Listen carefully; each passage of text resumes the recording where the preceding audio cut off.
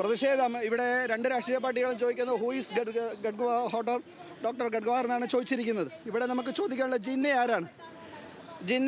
Jinnah street എന്ന് പറഞ്ഞാൽ 1977 Palakkad municipality തന്നെ പാസ്സാക്കിക്കൊണ്ട് പാലക്കാട് നഗരസഭയിലെ ഒരു സ്ട്രീറ്റിനിട്ട പേരാണ് ജിന്ന സ്ട്രീറ്റ്.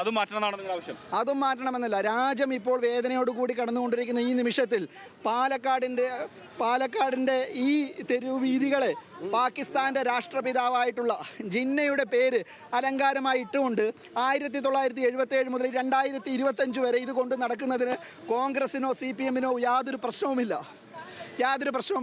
സ്വാതന്ത്ര്യ സമര സേനാനിയായിട്ടുള്ള ഡോക്ടർ ജിയുടെ പേര് ഇവിടെ വരുമ്പോഴാണ് ഇവർക്ക് ഇവിടെ പ്രശ്നമുണ്ടായിട്ടുള്ളത്.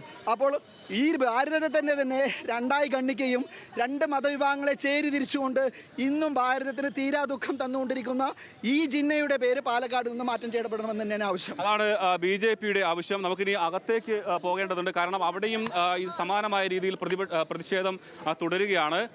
ഒന്ന് UDF കൗൺസിലർമാർ പ്രതിഷേധം നടത്തുന്നു. അതോടൊപ്പം തന്നെ LDF-ന്റെ CPM കൗൺസിലർമാരും പ്രതിഷേധവുമായി മുന്നോട്ട് പോകുന്നു. BJP ആവർത്തിച്ച് വ്യക്തമാക്കുന്നത് അതിൽ അവരുടെ ഈ അജണ്ടകളെല്ലാം തന്നെ 10ാമത്തെ അജണ്ടയായിട്ടായിരുന്നു ഹെഡ്ഗേവാറിന്റെ പേര് നൈപുണ്യ വികസന കേന്ദ്രത്തിന് ഇടാനുള്ള തീരുമാനം.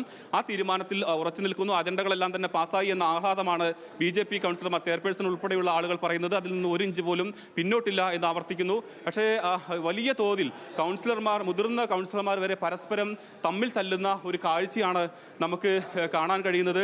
അത്തരത്തിൽ ിട്ടുണ്ടെങ്കിൽ പോലും പ്രതിഷേധവുമായി ആളുകൾ മുന്നോട്ട് പോകുന്നുണ്ട്.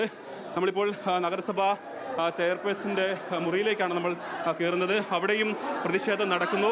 ഇവിടെ BJP കൗൺസിലർമാരും അതോടൊപ്പം തന്നെ കോൺഗ്രസിന്റെ കൗൺസിലർമാരും എല്ലാം തന്നെയുണ്ട്.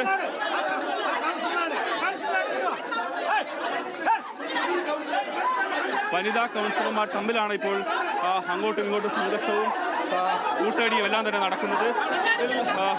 ഒരുപക്ഷെ ഇത്രയധികം സംഘർഷം ഉണ്ടാകുമെന്ന് കരുതി പോലീസ് കാര്യമായി ഇടപെട്ടില്ല എന്നൊരു ആക്ഷേപം കൂടി ഉയരുന്നുണ്ട്. കാരണം ഇതിൻ്റെ ഗാലറിയിലേക്കെല്ലാം 2 പാർട്ടിയിൽപ്പെട്ട ആളുകളെയും ഒഴിവാക്കേണ്ടതായിരുന്നു. കാരണം അത്രയേറെ സംഘർഷ സാധ്യതയുണ്ട്. ഇപ്പോൾ നഗരസഭ ചെയർപേഴ്സനെ കോൺഗ്രസിൻ്റെയും UDF കൗൺസിലർമാരും ഉപരോധിക്കുന്നു.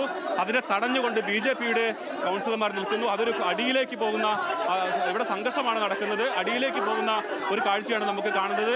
BJP-യുടെ കൗൺസിലറായ സാബു, അതോടൊപ്പം തന്നെ സുഭാഷ് ഉൾപ്പെടെയുള്ള ആളുകൾ നഗരസഭ ചെയർപേഴ്സണിന് വേണ്ടി തടയാൻ നിൽക്കുന്നത്. അപ്പോൾ മറുവശത്ത് കോൺഗ്രസിന്റെ കൗൺസിലർമാർ മൻസൂർ, സാബു ഉൾപ്പെടെയുള്ള മറ്റു ആളുകളും ഇവിടെ നിൽക്കുന്നത്. പോലീസ് ഓരോ ആളുകളെയും അറസ്റ്റ് ചെയ്ത് നീക്കുകയാണ്. ചെയർപേഴ്സന്റെ മുറിയിൽ നിന്ന് ഓരോ ആളുകളെയും അറസ്റ്റ് ചെയ്ത് നീക്കുകയാണ്.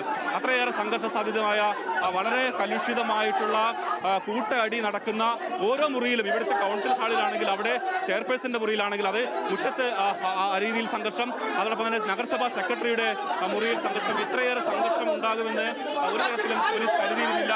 അത്രയേറെ കൗൺസിലർമാരെ, പ്രതിപക്ഷ കൗൺസിലർമാരെ പോലീസ് ഇവിടെ നിന്ന് മാറ്റുകയാണ്. എന്തായാലും ഇപ്പോഴും സംഘർഷാവസ്ഥ തുടരുന്ന ഒരു സാഹചര്യം തന്നെയാണ് ഇവിടെ ഉള്ളത്. ഓരോ ആളുകളെയും പിടിച്ചു മാറ്റുന്നു. അതോടൊപ്പം തന്നെ പരസ്പരം ഓരോ കൗൺസിൽ യോഗത്തിലും പരസ്പരം മിണ്ടിയിരുന്ന ആളുകൾ, പരസ്പരം വ്യത്യസ്ത രാഷ്ട്രീയ പാർട്ടിയിൽപ്പെട്ട ആളുകളാണെങ്കിൽ പോലും അവരെല്ലാം തന്നെ സുഹൃത്തുക്കളായിരുന്നു. ആ സുഹൃത്തുക്കളാണ് ഇവിടെ ഹെഡ്ഗേവാറിന്റെ പേര് പറഞ്ഞ് ഇപ്പോൾ കൂട്ടടിയിലേക്ക് പോകുന്ന ഒരു കാഴ്ച കാണുന്നത്. മുതിർന്ന ആളുകളെല്ലാം തന്നെ പരസ്പരം അങ്ങോട്ടും ഇങ്ങോട്ടും എല്ലാം അടിക്കുന്ന കാഴ്ച നമുക്കിവിടെ കാണാൻ കഴിയും. ഇപ്പോൾ എന്തായാലും UDF കൗൺസിലറിനെ അറസ്റ്റ് ചെയ്തെന്ന് നീക്കുന്ന ദൃശ്യമാണ് നമ്മൾ കാണുന്നത്. അതോടൊപ്പം തന്നെ നഗരസഭാ ചെയർപേഴ്സണെ സംരക്ഷിച്ച് നിർത്തുന്നു. പ്രതിപക്ഷ കൗൺസിലർമാർ അവരെ ഉപരോധിക്കുന്നു. ഇവിടെ പുറത്തും പ്രതിഷേധം നടക്കുന്ന ഒരു സാഹചര്യമാണ്. പോലീസ് എന്തായാലും മുഴുവൻ ആളുകളെയും അറസ്റ്റ് ചെയ്ത് നീക്കുകയാണ്.